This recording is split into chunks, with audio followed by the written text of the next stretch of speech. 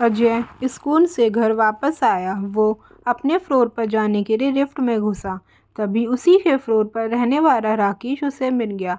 वो आज अजय के ही स्कूल में पढ़ता था। अजय ने पूछा, क्या हुआ, आज स्कूल नहीं आया?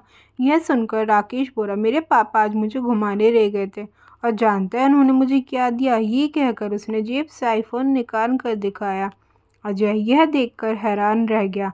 अभी से आईफोन? मेरे पापा तो मुझे सिंपल सा फ़ोन भी नहीं लेने देते। यह सुनकर राकेश हंसने लगा। किस दुनिया में रहते हो तुम लोग? आईफोन के बिना आजकल कुछ होता है क्या?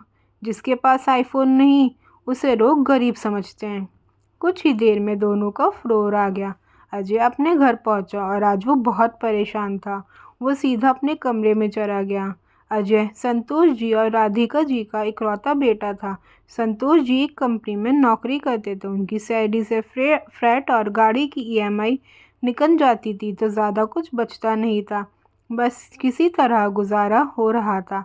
इस अपार्टमेंट में शिफ्ट होते ही उनके खर्चे डबल हो गए थे। स्टेटस के चक्कर में गाड़ी भी लेनी पड़ गई। राधिका जी अजय के कमरे में गई। क्या बात है बेटा, तबीयत ठीक नहीं है क्या? चल खाना खा ले। अजय ने रेटे रेटे ही जवाब दिया, मुझे भूख नहीं है। राधिका जी समझ गई कि किसी बात पर गुस्सा है तो वो बोली, मुझे बता क्या बात है? क्या स्कूल में किसी ने कुछ कहा? अजय उठ कर बैठ गया। मम्मी, पता है मेरे सारे दोस्तों के पास आईफोन है, बस एक राकेश के पास ही नहीं था। आज उसके पापा ने भी उसे आईफोन दिलवा दिया। अगर गरीब बनकर रहना था तो यहाँ आने की क्या ज़रूरत थी? राधिका जी को एक बार तो बहुत गुस्सा आया, लेकिन फिर भी उन्होंने बात को संभालते हुए कहा, बेटा ऐसा नहीं कहते। तुझे पता है हमने कितनी मुश्किल से ये फ्लैट खरीदा है।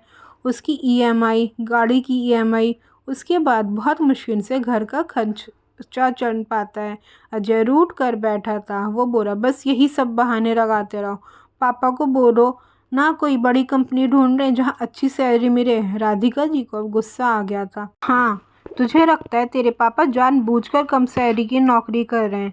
जानता भी है कुछ बड़ी कंपनी से हर दिन लोग जॉब से निकाले जा रहे हैं। और हाँ, कान खोल कर सुन रहे, कोई आईफोन नहीं आ रहा। तेरे स्कूल की फीस भर रहे हैं, बहुत है। अपनी पढ़ाई कर, इन सब चक्करों में मत पड़। मम्मी को गुस्से में देखकर अजय को लगा कि अगर ज़्यादा बोला तो मम्मी मारना भी शुरू कर देंगी, इसलिए वो चुप हो गया और मुंह फेर कर सो गया। शाम को जब संतोष जी घर आए तो राधिका जी ने उन्हें सारी बात बताई। फिर वो अजय के पास गए। पूछा, अजय ये मैं क्या सुन रहा हूँ? आज तुम फिर से आईफोन की जिद पकड़ के बैठ गए। मैंने तुम्हें आईफोन नहीं दिलवा सकता। हाँ, जब तुम स्कूल ख़त्म करोगे तो ये सस्ता सा फ़ोन तुम्हें मिल जाएगा। इससे ज़्यादा की उम्मीद मुझसे मत करना। पापा, आपको पता है जिस सोसाइटी में आप मुझे ले आए हो वहाँ और मेरे स्कूल के सब बच्चों के पास आईफोन है। सब मुझसे अच्छे कपड़े पहनते हैं, सबके पास बाइक भी है। हमें यहाँ आना ही नहीं चाहिए था। संतोष ने अजय को अच्छे से डांट कर समझा दिया। तब से अजय उनसे कम ही बात करता था। एक दिन संतोष जी जब सुबह सोकर उठे तो उन्होंने देखा अजय घर पर नहीं है। संतोष जी उसे ढूंढने गए लेकिन वो कहीं भी नहीं मिला। वो घर आए तो राधिका जी बैठी रो रही थी। उन्होंने एक खत संतोष जी के हाथ में दे दिया। उसमें लिखा था, पापा मैं घर छोड़कर जा रहा हूँ। मैं अब कुछ बनकर ही वापस लौटूंगा। एक एक चीज़ के लिए मन मारकर मैं नहीं रह सकता। संतोष जी सिर पकड़ के बैठ गए। इधर अजय ट्रेन पकड़ के सीधा मुंबई पहुंच गया। उसे यकीन था कि एक दिन वो बड़ा आदमी बन जाएगा। स्टेशन से बाहर आते ही चारों तरफ भीड़ दिख रही थी। अजय एक होटल के सामने से गुजरा। उसे भूख लगी थी। वो उस होटल में गया। वहाँ एक वेटर आया। उससे खाने का ऑर्डर ले गया। कुछ देर में कमज़ोर सा आदमी जिसकी उम्र लगभग 45 साल की थी खाना टेबल पे रख के चला गया।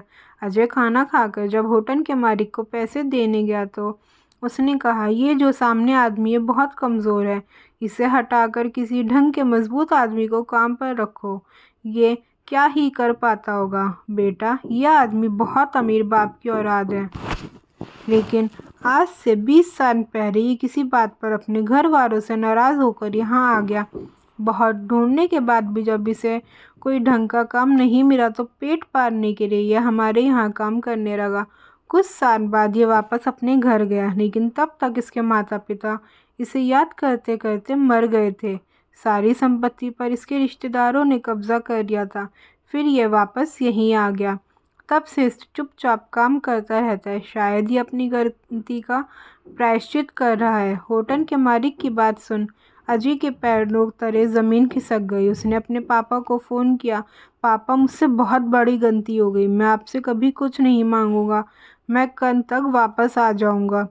संतोष जी ने पूछा, बेटा तू कहाँ है? मैं तुझे लेने आ जाता हूँ। नहीं नहीं पापा, बस मैं आ रहा हूँ, कहकर अजय ने फ़ोन काट दिया। रात की ट्रेन पकड़ के वो सीधा अपने घर के लिए रवाना हो गया। जीवन का वो सबक जो उसके पापा उसे नहीं सिखा सके थे, वो ठोकर खाकर उसने जान लिया था।